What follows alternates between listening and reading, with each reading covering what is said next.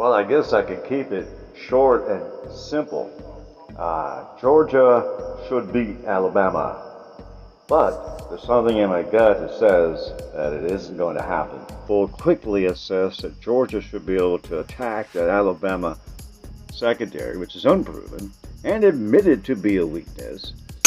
We have a Heisman quarterback, supposedly, preseason. Now, wait, let's back up. Is preseason talk pointless?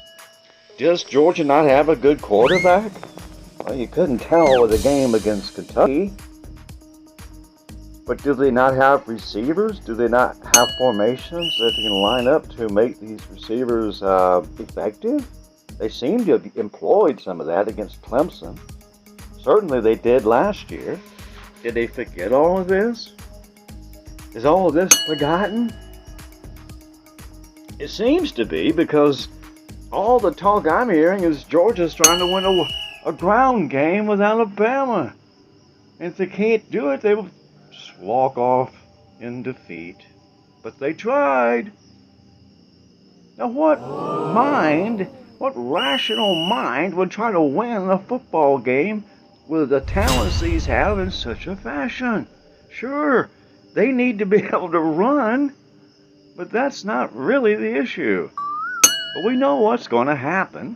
We're going to try to run for far too long in the game. And then they'll get the passing game going and get it close. And a referee call will decide the game when it doesn't have to be that close.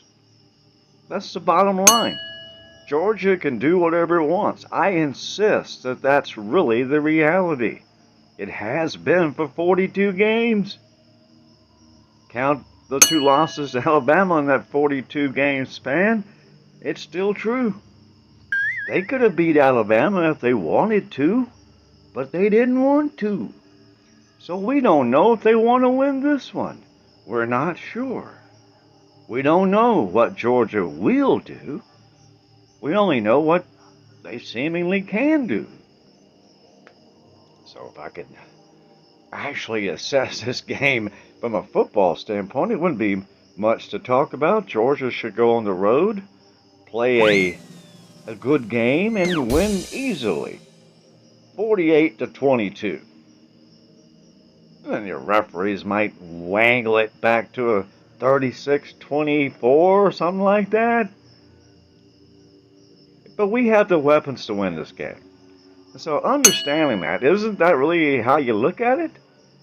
Should we keep giving the coaches passes when they have the weapons to win? And they don't.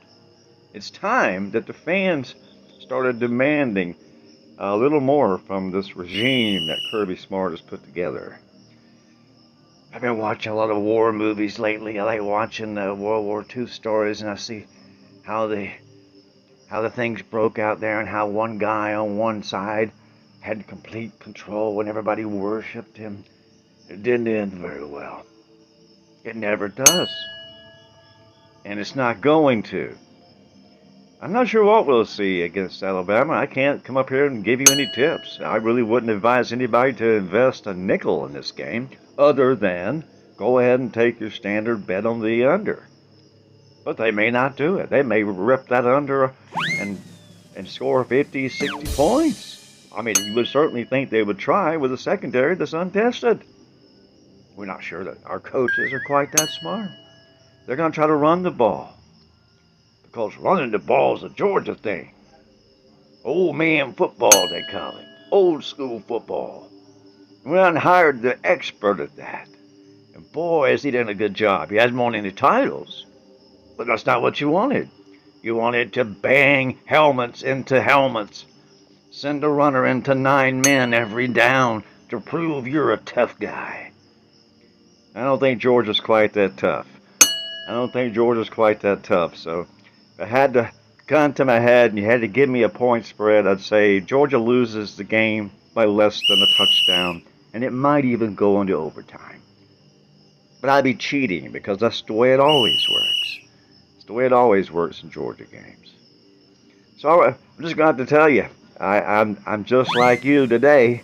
I don't know what's going to happen Saturday. I really don't.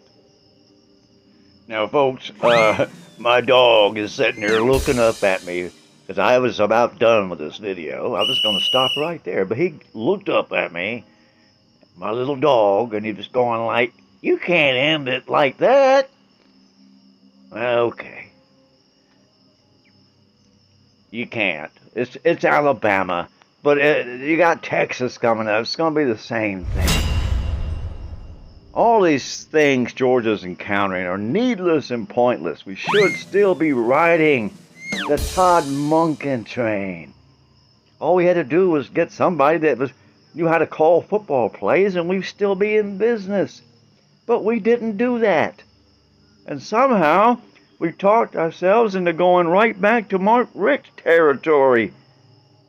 Players are getting injured, bad penalties, undisciplined play. Kirby Smart's becoming Mark Richt faster than Bobo realized he could teach him. But he's a good student. Game day is going to be here. So back in Mark Richt's days when game day shows up, you don't place no bets. You don't even hope for anything because it's going to be a disappointment. But looking at how they conducted the season so far, you'd think that Kirby was pointing to this game. And I do have enough confidence and respect for Kirby Smart and what he has done, that if he decides he wants to win a football game in a dramatic fashion, he very well could. All I'm saying is, don't expect it. It's possible, and it really should happen. But again, don't expect it. Because this Georgia team is going to be limited by the vision of the coaching staff. They've already decided that they're going to be a middle of the pack, try to run, ignore the trend in football, ignore the recruiting you've done, and not use those weapons. They don't like to score. They don't like explosive plays. They'd rather grind the clock out. They're playing and coaching like they're at Arkansas or Mississippi State or Auburn. And you're going to get there, and your player level will decrease over time, and it'll take them a long time to figure out that all they had to have done back in the day was get rid of a bad coach and get a good one. And we're talking about the offensive coordinator. Guys, bad news for Georgia. He's never been anything but bad news. He's never given us any good news. Never. He does owe us, but I don't think he's the kind of guy that's really up to settling his debts. Nah. Bobo's out for Bobo. I don't know what he has in mind for this game, but if my instinct would be the guide, I would say stay away from it. And I'm not even sure if you want to watch it. But let's just hope they don't embarrass themselves like they did against Kentucky. That was very embarrassing, humiliating. Kentucky. So I guess the cherry on top is that the same day that Georgia plays Alabama, Kentucky will get pounded 58-3. And the whole world will know that Georgia is done. Well, my dog's wagging his tail. And I'll be honest with you, folks. Right now, that's the only dog I really care about.